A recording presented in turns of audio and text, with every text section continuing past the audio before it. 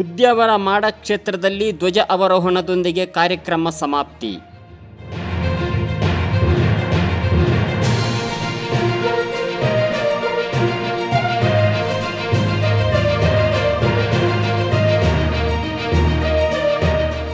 ಇತಿಹಾಸ ಪ್ರಸಿದ್ಧ ಉದ್ಯಾವರ ಮಾಡ ಕ್ಷೇತ್ರದಲ್ಲಿ ಧ್ವಜ ಅವರೋಹಣದೊಂದಿಗೆ ಈ ವರ್ಷದ ವಾರ್ಷಿಕ ಉತ್ಸವ ಹಾಗೂ ಐತಿಹಾಸಿಕ ಬಂಡಿ ಉತ್ಸವಕ್ಕೆ ಅಂತಿಮ ತೆರೆ ಬಿತ್ತು.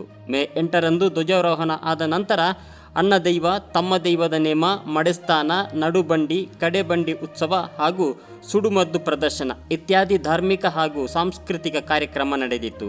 ಅಪಾರ ಸಂಖ್ಯೆಯ ಭಕ್ತ ಸಮೂಹ ಇದಕ್ಕೆ ಸಾಕ್ಷಿಯಾಯಿತು.